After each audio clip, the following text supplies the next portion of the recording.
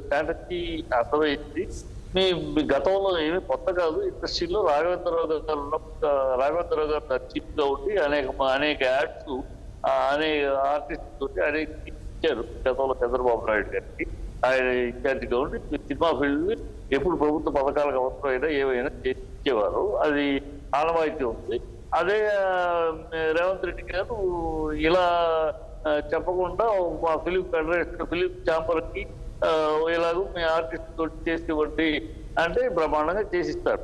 దానికి ఏదో కండిషన్ పెట్టి ఇవ్వకపోతే దానికి అడగడానికి వస్తున్నారు, అడిగినప్పుడు ఇలా కండిషన్ లాగా మాట్లాడకుండా మేము ఆల్రెడీ చేసేదే. సినిమా ఫీల్డ్ లో కొత్త కాదు. సినిమా ఫీల్డ్ లో ఎప్పుడు సామాజిక తోటి ఈ అవసరమైనప్పుడల్లా ప్రభుత్వానికి చేస్తూనే ఉన్నాము అని చెప్పాల్సింది అతను చెప్పడం తెలియక మాట్లాడు. అంతేగాని వాళ్ళు రేవంత్ రెడ్డి చెప్పినా ఇండస్ట్రీ ఎప్పటి నుంచో అనేక విషయాలు అనేక సందర్భాల్లో సామాజిక స్పృహతో ఉంది. రాజకీయ నాయకుల కన్నా ఎక్కువ స్పృహ సినిమా వాళ్ళకి వస్తుంది.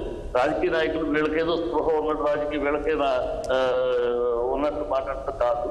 అది చెప్పాల్సిన విధంలో చెప్పకుండా తప్పుగా మాట్లాడాల్సిన నోటి మాట్లాడే తీరు తెలియక మాట్లాడటం. కానీ రేవంత్ రెడ్డి ఎందుకు చేస్తున్నాడు ఈ విషయం అది ఒక పెద్ద స్ట్రాటజీ కింద రెండు ఉభయత్ర ఒకే చెట్టు రెండు ఒకే రాయి పళ్ళు అన్నట్టు.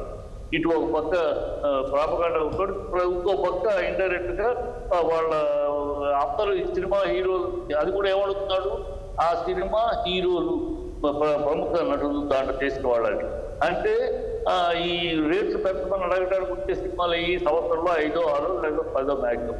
మిగతా అన్ని రావు. మిగతా అన్ని రేట్లు పెంచమని అడిగే సీట్లు ఏమి లేవు. ఓన్లీ 10 సినిమాలకు వస్తాయి. పెద్ద సినిమాలు ఒక 20 వచ్చినా అందులో రేట్లు పెంచడానికి అడిగేది ఒక లిమిట్ ఉంది.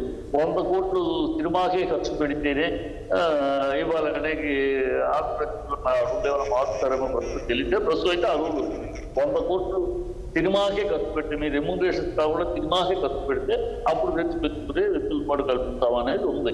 సో అది ఇక మారలేదు. కొత్త ప్రభుత్వం వచ్చాక మారుతేమో తెలియదు. సో ఆ పద్ధతిలో చేస్తాను. వచ్చే 10 సినిమాల్లో హీరోలతో చేసిన హీరోలు అందరూ దీని వెనకాల పార్టీ తరఫున జరిగినట్టు పార్టీకి చేసినట్టు ప్రభుత్వానికి వాళ్ళది. సో పార్టీకి వీళ్ళందరూ కూడా వెన్నట్టు ఉన్నారు పార్టీకి అని ఒక భ్రమ కల్పిస్తుంది కూడా ఒక స్ట్రాటజీ, పొలిటికల్ స్ట్రాటజీ. దాంట్లో ఒక మంచితో పాటు అదే అంటారే స్వామి కార్యం కొత్త స్వకార్యం కొత్త అని. అలాగే స్వామి కార్యం అందరికీ మెసేజ్ ఇచ్చినట్టు స్వకార్యం పార్టీకి ఉపయోగపడుతుంది. ఇట్లా పార్టీకి భ్రమ ఆ జనాల్లో వీళ్ళందరూ కూడా ఈ హీరోలు కూడా ఈ పార్టీకి అన్న భ్రమతో స్ట్రాటజీ. దాన్ని తప్పుకోవటానికి కూడా ఆయన స్ట్రాటజీ ఒక పొలిటికల్ స్ట్రాటజీ వేశాడు. దాన్ని వివరించి చెప్పుకోవటంలో మేము చేయట్లేదు, మేము ముందు చేస్తున్నామంటే ఈ చేతిలో కొత్త ఏం కాదు. గతంలో కూడా చేసాం. గతంలో చంద్రబాబు పీరియడ్ అప్పుడు చేసాం.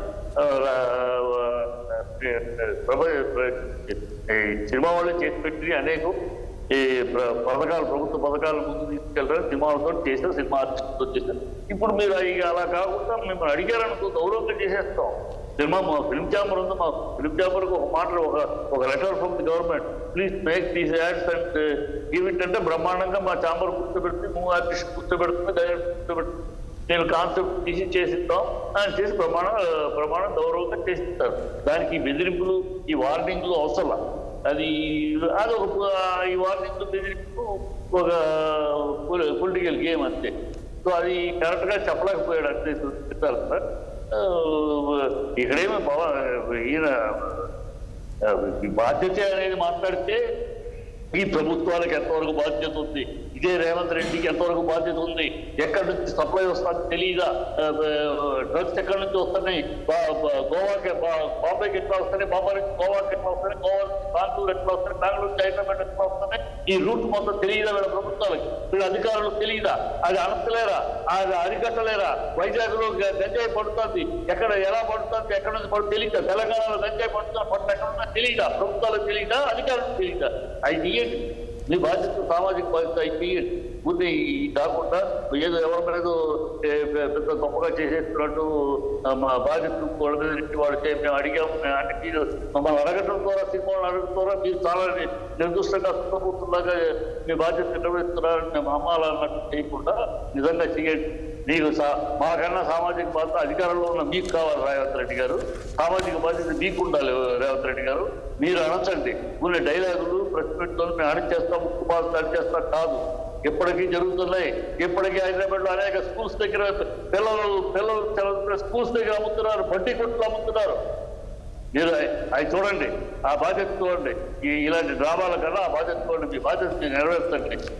ఎదుటోళ్ళ మీద చెప్పేసి వాళ్ళకి మాకు చెప్పడం ద్వారా మీరేదో బాధ్యతలో ఉన్నట్టు కలరించుకోవటం కన్నా నిజమైన, నిర్దిష్టమైన, స్వచ్ఛమైన బాధ్యత చూపించండి ప్రభుత్వం. ఇప్పుడు ప్రతి స్కూల్లో చూపిస్తాను. నా దగ్గరకు వచ్చి చూపిస్తాను. ఎక్కడెక్కడ స్కూల్స్ దగ్గర బడ్డీ కొట్టులో అమ్ముతున్నారు. ఎక్కడికి వెళ్ళి అమ్ముతుందో సీట్లు అమ్ముతున్నారు. ఒక నైస్ పేపర్ షీట్లు ప్రతి బడ్డీ కొట్టులో ఉంటున్నాయి. ఇవి చేయించండి. పబ్బుల్లో అమ్ముతున్నారు. నిన్న కాకుండా పబ్బుల్లో పట్టుకున్నారు. పబ్బుల్లో ఎవరున్నారు? మీ రాజకీయ నాయకులు అనేక